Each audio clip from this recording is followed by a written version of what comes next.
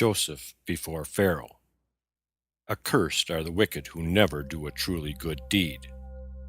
The chief butler described Joseph contemptuously as a slave, in order that it might be impossible for him to occupy a distinguished place at court, for it was a law in the books of Egypt that a slave could never sit on the throne as king, nor even put his foot in a stirrup of a horse.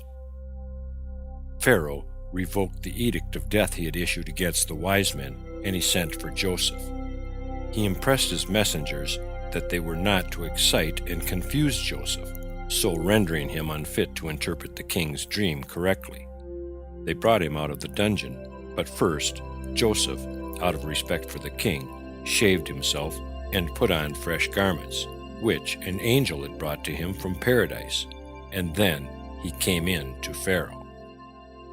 The king was sitting on the royal throne, arrayed in princely garments, clad with a golden vest, and the fine gold of the vest sparkled with carbuncles, rubies, and emeralds flaming like a torch, and all the precious stones set on the king's head flashed like a blazing fire.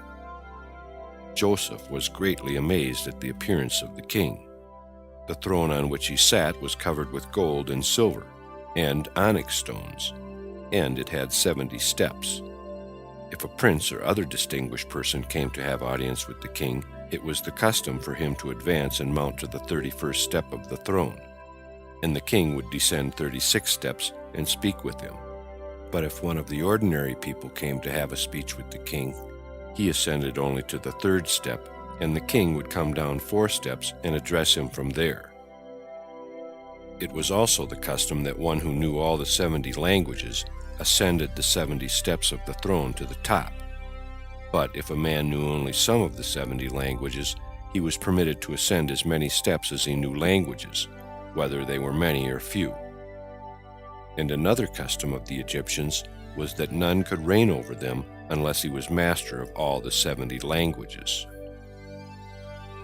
When Joseph came before the king, he bowed down to the ground and ascended to the 3rd step, while the king sat on the 4th from the top and spoke, saying, "Young man, my servant tells me that you are the best and most discerning person I can consult with.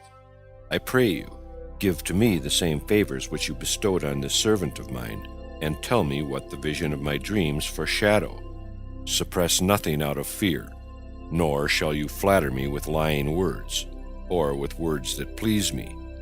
Tell me the truth, even if it is sad and alarming." Joseph asked the king how he knew that the interpretation of the wise men was not true, and Pharaoh replied, "I saw the dream and its interpretation together, and therefore they cannot make a fool of me."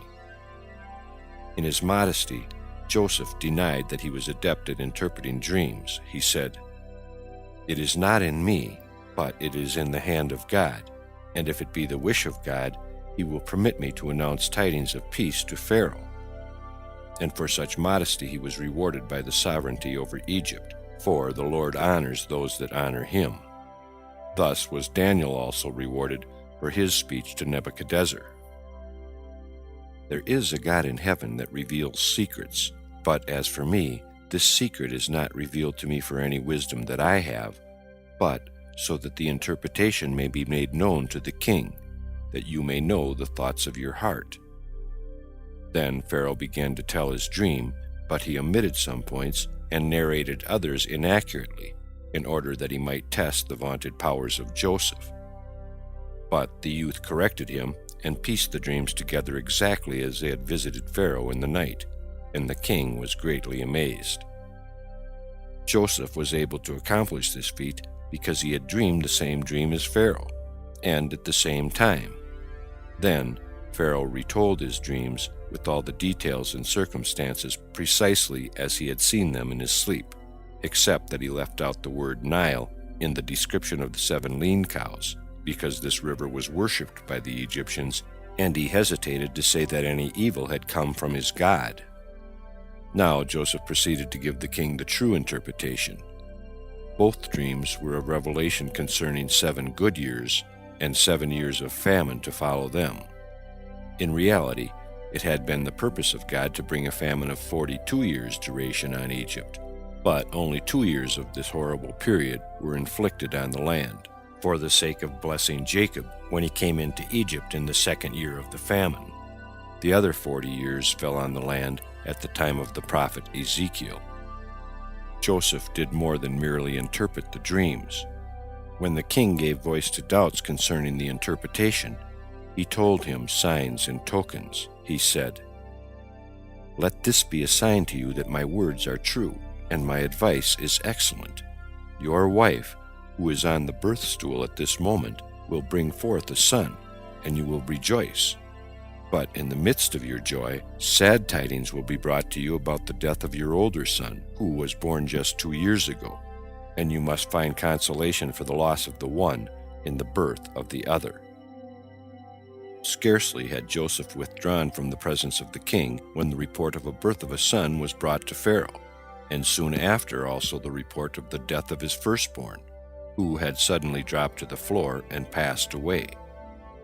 Then Pharaoh sent for all the grandees of his realm and all his servants, and he spoke to them, saying, "You have heard the words of the Hebrew, and you have seen the signs he foretold were accomplished, and I also know that he has interpreted the dream correctly.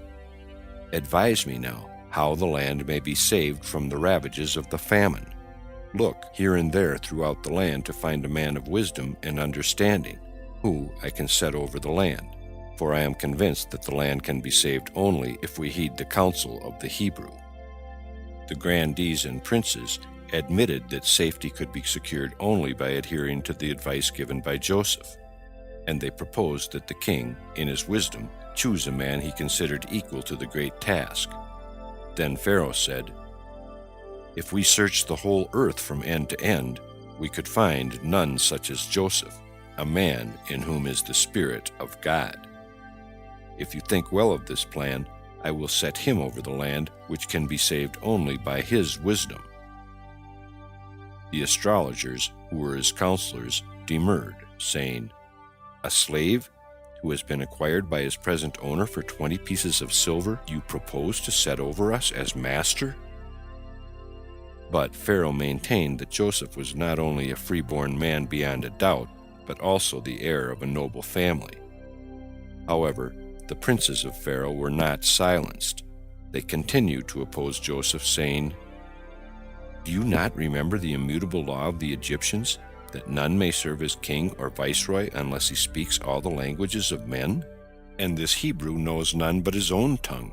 And how would it be possible for a man to rule over us who cannot even speak our own language? Send and have him fetched, and examine him in respect to all the things a ruler should know, and then decide as seems wise in your sight." Pharaoh yielded, and he promised to do as they wished. He appointed the following day as the time for examining Joseph, who had returned to prison in the meantime, for, on account of his wife, Potiphar feared to have him stay in his own house. During the night, Gabriel appeared to Joseph and taught him all the 70 languages, and he acquired them quickly, after the angel had changed his name from Joseph to Jehoshaphat. The next morning, when he came into the presence of Pharaoh and the nobles of the kingdom, he knew every one of the 70 languages.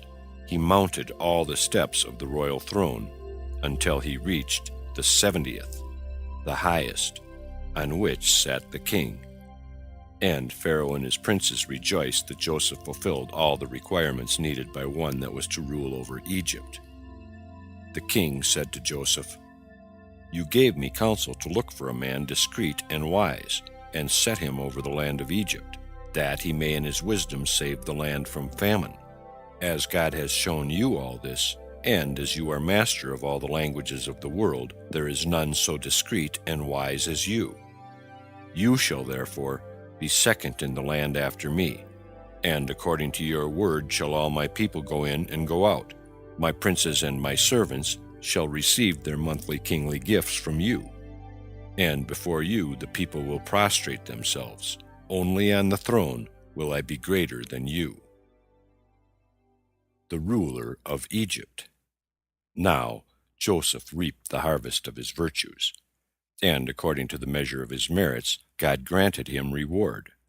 The mouth that refused the kiss of unlawful passion and sin received the kiss of homage from the people. The neck that did not bow itself to sin was adorned with the gold chain that Pharaoh put on it. The hands that did not touch sin wore the signet ring that Pharaoh took from his own hand and put on Joseph's. The body that did not come in contact with sin was arrayed in vestures of byssus. The feet that made no steps in the direction of sin reposed in the royal chariot, and the thoughts that kept themselves undefiled by sin were proclaimed as wisdom. Joseph was installed in his high position and invested with the insignia of his office. With solemn ceremony, the king took off his signet ring from his hand and put it on Joseph's hand, and arrayed him in princely apparel, and set a gold crown on his head. Then he commanded his servants that Joseph should ride in the second chariot, which went by the side of the chariot in which the king sat, and he also gave him a great and strong horse. His servants then conducted Joseph through the streets of the city. Musicians, no less than 1,000 striking cymbals and 1,000 blowing flutes, and 5,000 men with drawn swords gleaming in the air, formed the vanguard. 20,000 of the king's grandees, wrapped with gold-embroidered leather belts, marched at the right of Joseph, and as many at the left. The women and the maidens of nobility looked out of the windows to gaze on Joseph's beauty, and they poured down charms on him, that he might direct his eyes towards them. But he did not look up, and as a reward, God made him invincible against the evil eye, nor has it ever had the power of inflicting harm on any of his descendants. Servants of the king, preceding him and following him, burned incense on his path, and cassia, and all manner of sweet spices, and threw myrrh and aloes wherever he went. 20 heralds walked before him and proclaimed, "This is the man the king has chosen to be the second after him. All the affairs of state will be administered by him, and whoever resists his commands or refuses to bow down to the ground before him will die the death of the rebel against the king and the king's deputy."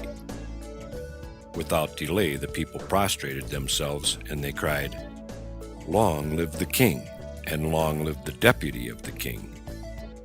And Joseph, looking down from his horse on the people in their exultation, exclaimed, his eyes directed heavenward, "The Lord raises up the poor out of the dust, and lifts up the needy from the dunghill. O Lord of hosts, blessed is the man who trusts in you."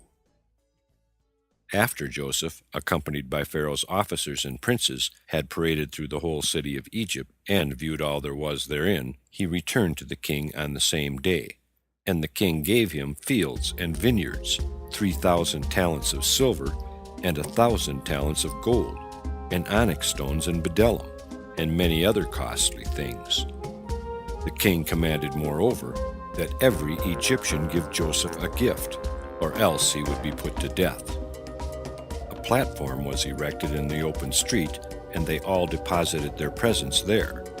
And among the things were many of gold and silver, as well as precious stones, carried forth by the people, and also the grandees, for they saw that Joseph enjoyed the favor of the king.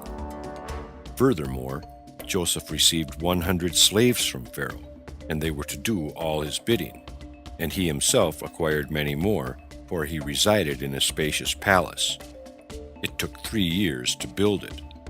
Special magnificence was lavished on the hall of state, which was his audience chamber, and on the throne fashioned of gold and silver was inlaid precious stones, on which there was a painting of the whole land of Egypt and of the river Nile. As Joseph multiplied in riches, so he increased also in wisdom, for God added to his wisdom that all might love and honor him. Pharaoh called him Zaphenath-Paneah, he who can reveal secret things with ease, and rejoices the heart of man. The name of Joseph's wife pointed to her history in the same way. Asenath was the daughter of Dinah and Shechem, but she was abandoned at the borders of Egypt. So that the people might know who she was, Jacob engraved a story of her parentage and her birth on a gold plate and fastened it around her neck. The day on which Asenath was abandoned, Potiphar went walking with his servants near the city wall, and they heard the voice of the child. At Potiphar's bidding, they brought the baby to him, and when he read her history from the gold plate, he determined to adopt her. He took her home with him and raised her as his daughter. Each letter in her name stands for something, such as hidden, for she was kept concealed on account of her extraordinary beauty. Asenath saved Joseph's life while she was still an infant in arms. When Joseph was accused of immoral conduct by Potiphar's wife and the other women, and his master was on the point of having him hanged, Asenath approached her foster father and assured him under oath that the charge against Joseph was false. Then spoke God, "As you live, because you tried to defend Joseph, you shall be the woman to bear the tribes that he is appointed to beget." Asenath bore him 2 sons, Manasseh and Ephraim, during the 7 years of plenty, for in the time of famine Joseph refrained from all indulgences. They were bred in chastity and fear of God by their father, and they were wise, and well instructed in all knowledge in the affairs of state, so that they became the favorites of the court and were educated with the royal princes. Before the famine broke over the land, Joseph found an opportunity to render the king a great service. He equipped an army of 4,600 men, providing all the soldiers with shields and spears and bucklers and helmets and slings, and with this army, and aided by the servants and officers of the king and by the people of Egypt, he carried on a war with Tarshish in the first year after his appointment as viceroy. The people of Tarshish had invaded the territory of the Ishmaelites, and the latter, few in number at the time, were sore pressed and applied to the king of Egypt for help. At the head of this host of heroes, Joseph marched to the land of Havilah, where he was joined by the Ishmaelites, and with the united force they fought against the people of Tarshish, routed them utterly, and settled their land with the Ishmaelites. While the defeated Tarshites took refuge with their brothers in Javan, Joseph and his army returned to Egypt. Not a man had they lost. In a little while, Joseph's prophecy was confirmed. That year and the following 6 years were years of plenty, as he had foretold. The harvest was so ample that a single ear produced 2 heaps of grain. Joseph made arrangements to provide abundantly for the years of famine. He gathered up all the grain, and, situated in the middle of each district of the city, he laid up the produce from round about, and had ashes and earth to cover the stored food from the very soil in which it had been grown. Also, he preserved the grain in the ear, all these being precautions to guard against rot and mildew. The inhabitants of Egypt also tried, on their own account, to put aside a portion of the superabundant harvest of the 7 fruitful years against the needs of the future. But when the grievous time of famine came, and they went to their storehouses to bring forth the treasured grain, behold, it had rotted and become unfit for food. The famine broke out on the people with such suddenness that the bread gave out unexpectedly as they sat at their tables. They had not even a bite of bran bread. Thus they were driven to apply to Joseph and beseech his help, and he admonished them, saying, "Give up your allegiance to your deceitful idols, and say, 'Blessed is he who gives bread to all flesh.'" But they refused to deny their lying gods, and they went to Pharaoh, only to be told by him, "Go to Joseph and do what he says." For this Pharaoh was rewarded. God granted him long life and a long reign, until he became arrogant, and well-merited punishment overtook him. When the Egyptians approached Joseph with the petition for bread, he spoke, saying, "I give no bread to the uncircumcised. Go and circumcise yourself, and then return to me." They again entered the presence of Pharaoh and complained to him regarding Joseph. But he said as before, "Go to Joseph." And they replied, "We just came from Joseph, and he has spoken roughly to us, saying, Go and circumcise yourselves. We warned you in the beginning that he is a Hebrew and would treat us in such ways." Pharaoh said to them, "O you fools, did he not prophesy through the Holy Spirit and proclaim to the whole world that there would come 7 years of plenty, to be followed by 7 years of famine? Why did you not save the yield of 1 or 2 years against the day of your need?"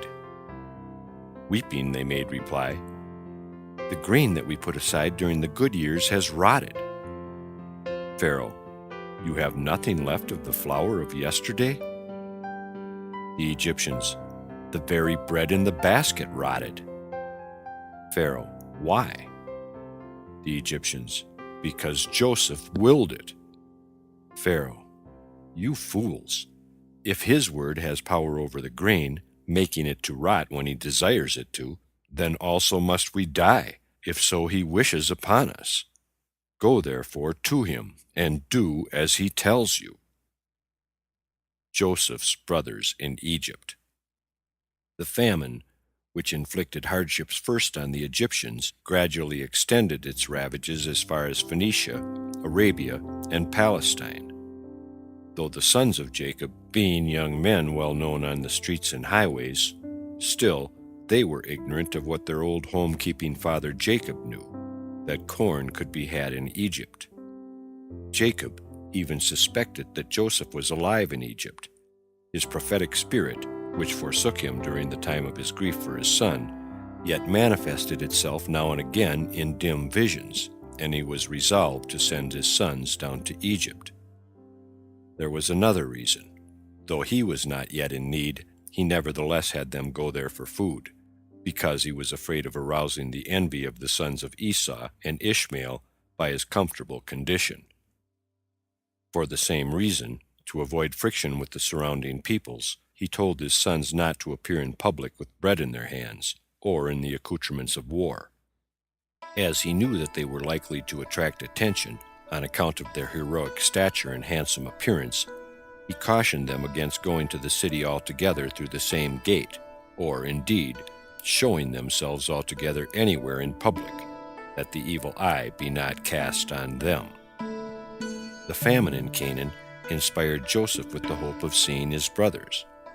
To make sure of their coming, he issued a decree concerning the purchase of corn in Egypt, as follows: "By order of the king and his deputy, and the princes of the realm, be it enacted that he who desires to buy grain in Egypt may not send his slave to do his bidding, but he must send his own sons with the task.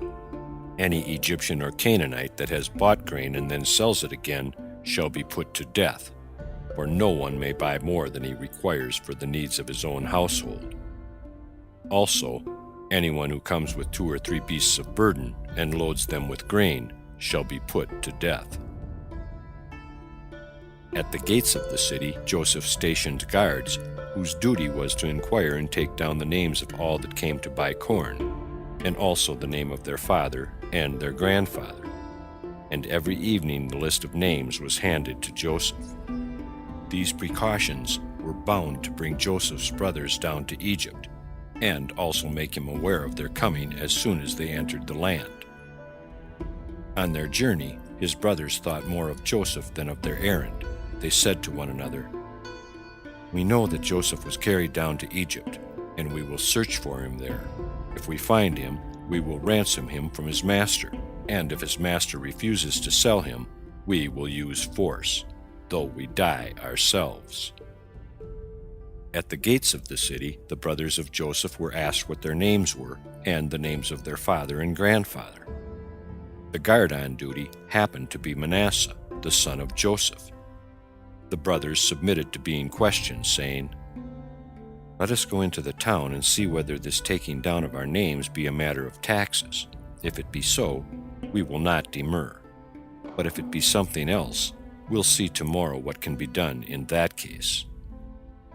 On the evening of the day they entered Egypt, Joseph discovered their names in the list, which he was in the habit of examining daily. And he commanded that all stations for the sale of corn be closed, except one only. Furthermore, even at this station, no sales were to be made, unless the name of the would-be purchaser was first obtained. His brothers, whose names Joseph furnished to the overseer of the place, were to be seized and brought to him as soon as they put in an appearance. But the first thought of the brothers was for Joseph, and their first concern to seek him. For 3 days they searched for him everywhere, even in the most disreputable quarters of the city. Meantime, Joseph was in communication with the overseer of the station kept open for the sale of corn, and hearing that his brothers had not appeared there, he dispatched some of his servants to look for them. But they found them neither in Mizraim, the city of Egypt, nor in Goshen, nor in Ramses. Then he sent 16 servants to make a house-to-house search, and they discovered the brothers in a place of ill fame and hauled them before their master. Joseph meets his brothers. A large crown of gold on his head, apparelled in byssus and purple, and surrounded by his valiant men, Joseph was seated on his throne. His brothers fell down before him in great admiration of his beauty, his stately appearance, and his majesty.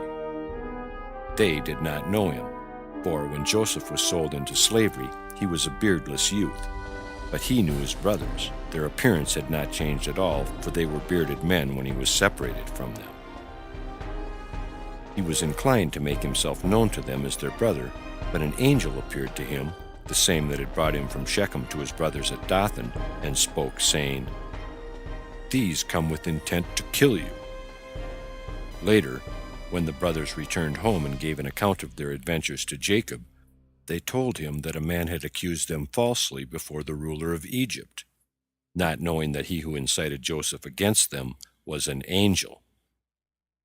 It was in reference to this matter that Jacob, when he sent his sons on their second expedition to Egypt, prayed to God, "God Almighty, give us mercy before this man." Joseph made himself strange to his brothers, and he took his cup in his hand, knocked against it, and said, "By this magic cup I know that you are spies." They replied, "Your servants came from Canaan into Egypt only to buy corn." Joseph, "If it be true that you came to buy corn, why is it that each of you entered the city by a separate gate?" The brothers, "We are all the sons of one man in the land of Canaan, and he told us not to enter a city together by the same gate, so that we do not attract too much attention." Unconsciously they had spoken as seers, for the word all included Joseph as one of their number. Joseph, "Truly you are spies. All the people that come to buy corn return home without delay, but you have lingered here 3 days without making any purchases, and all the time you have been gadding about in the disreputable parts of the city, and only spies are wont to do that." The brothers, "We, your servants, are 12 brothers, the sons of Jacob, the son of Isaac, the son of the Hebrew Abraham. The youngest is with our father in Canaan, and one has disappeared. We were looking for him, and we looked for him even in the disreputable houses. Joseph, have you searched every other place on earth, and was Egypt the only land left? And if it be true that he is in Egypt, what would a brother of yours be doing in a house of ill fame, if indeed you are the descendants of Abraham, Isaac, and Jacob?" The brothers, "We heard that some Ishmaelites stole our brother and sold him into slavery in Egypt, and as our brother was exceedingly fair in form and face, we thought he might have been sold for illicit uses, and therefore we searched for him even in the disreputable houses to find him." Joseph, "You speak deceitful words when you call yourselves the sons of Abraham. By the life of Pharaoh, you are spies. And you went from one disreputable house to another, that no one might discover you." The expression, "by the life of Pharaoh," might have betrayed Joseph's real feelings to his brothers, had they known his habit of taking this oath only when he meant to avoid keeping his word later. Joseph continued to speak to his brothers. "Let us suppose you discover your brother serving as a slave, and his master should demand a high sum for his ransom. Would you pay it?" The brothers, Yes. But suppose this master should refuse to sell him for any price in the world. What would you do? The brothers, if he will not release our brother to us, we will kill the master and carry off our brother. Joseph, now, see how true my words were. You are spies. By your own admission, you have come to slay the inhabitants of the land. Report has told us that 2 of you massacred the people of Shechem on account of the wrong done to your sister, and now you come down to Egypt to kill the Egyptians for the sake of your brother. I shall be convinced of your innocence only if you consent to send one of your number home and fetch your youngest brother to me. His brothers refused compliance, and Joseph had 70 of his valiant men put them into prison, and there they remained for 3 days. God never allows the pious to languish in distress longer than 3 days, and so it was a divine dispensation that the brothers of Joseph were released on the 3rd day, and were permitted by Joseph to return home, on condition, however, that one of them remain behind as hostage. The difference between Joseph and his brothers can be seen here. Though he retained one of them to be bound in the prison house, he still said, "I fear God if I am too harsh," and dismissed the others. But when he was in their power, they gave no thought to God. At this time, to be sure, their conduct was such as becoming to the pious, who accept their fate with calm resignation and acknowledge the righteousness of God. For he hands out reward and punishment, measure for measure. They recognized that their present punishment was in return for the heartless treatment they had dealt Joseph, paying no heed to his distress, though he fell at the feet of each of them, weeping and entreating them not to sell him into slavery. Reuben reminded the others that they had 2 wrongs to expiate, the wrong against their brother and the wrong against their father, who was so grieved that he exclaimed, "I will go down to the grave to my son in grief." The brothers of Joseph did not know that the viceroy of Egypt understood Hebrew and could follow their words, for Manasseh stood and pretended to act as interpreter between them and him. Joseph decided to keep Simon as hostage in Egypt, for he had been one of the 2, Levi was the other, to advise that Joseph should be put to death, and only the intercession of Reuben and Judah had saved him. He did not detain Levi too, for he feared, if both remained behind, Egypt might suffer the same fate at their hands as the city of Shechem. Also, he preferred Simon to Levi because Simon was not a favorite among the sons of Jacob, and they would not resist his detention too violently, while they might annihilate Egypt as they did Shechem if they were deprived of Levi, their wise man and high priest. Besides, it was Simon that had lowered Joseph into the pit, and therefore he had a particular grudge against him. When the brothers yielded to Joseph's demand and consented to leave their brother behind as hostage, Simon said to them, "You are doing to me what you did with Joseph." But they replied in despair, "What can we do? Our families will perish with hunger." Simon made answer, "Do as you will, but as for me, I'd like to see the man that thinks he can cast me into prison." Joseph sent word to Pharaoh to let him have 70 of his valiant men to aid in arresting robbers. But when the 70 appeared on the scene and were about to lay hands on Simon, he thundered a loud cry, and his assailants fell to the ground, knocking out their teeth. Pharaoh's valiant men, as well as all the people that stood about Joseph, ran away afraid. Only Joseph and his son Manasseh remained calm and unmoved. Manasseh stood up, dealt Simon a blow on the back of his neck, put manacles on his hands, fetters on his feet, and cast him into prison.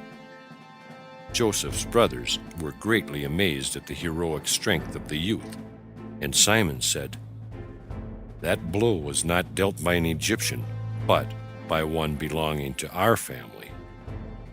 He was bound and taken to prison before the eyes of the brothers, but as soon as they were out of sight, Joseph ordered good food to be set before him, and he treated him with great kindness. Joseph permitted his 9 brothers to depart carrying corn in abundance, but he pressed on them that they must surely return and bring their youngest brother with them. On the way, Levi, who felt lonely without his constant companion Simon, opened his sack, and there was the money paid for the corn. They all trembled, and their hearts failed them. And they said, "Where then is the loving kindness of God towards our fathers, Abraham, Isaac, and Jacob, seeing that he has delivered us into the hands of the Egyptian king, that he may raise false accusations against us?" But Judah said, "Truly, we are guilty concerning our brother. We have sinned against God, in that we sold our brother, our very own flesh. So why do you ask, where is the loving kindness of God toward our fathers?" Reuben spoke in the same way. "I said, do not sin against the child, and you would not listen. And now the Lord calls us to account. How can you say then, where is the loving kindness of God towards our fathers, though you have sinned against him?" They proceeded on their journey home, and their father met them on the way. Jacob was astonished not to see Simon with them, and in reply to his questions, they told him all that had happened in Egypt. Then Jacob cried out, "What have you done? I sent Joseph with you, and you said, 'An evil beast has devoured him.' Simon went with you to buy corn, and you say, 'The king of Egypt has cast him into prison.' And now you will take Benjamin and kill him too? You will surely bring me down with sorrow to the grave." The words of Jacob which he uttered, "And you say," were meant to indicate to his sons that he suspected them of the death of Joseph and of Simon's disappearance as well, and their reports concerning both he regarded as inventions. What made him inconsolable was that now, having lost 2 of his sons, he could not hope to see the divine promise fulfilled, that he should be the ancestor of the 12 tribes. He was quite resolved in his mind, therefore, not to let Benjamin go away with his brothers under any condition whatsoever, and he gave Reuben no reply when he said, "Slay my 2 sons if I do not bring him back to you." He considered it beneath his dignity to give an answer to such balderdash. "My firstborn son," he said to himself, "is a fool. What will it profit me if I slay his 2 sons? Does he not understand that his sons are equally mine?" Judah advised his brothers to desist from urging their father for the time being. Jacob would consent, he thought, to whatever was found necessary as soon as their bread gave out, and a second journey to Egypt became imperative. Next, the second journey to Egypt. End part 28 of 95, TheLegendsOfTheJews.com.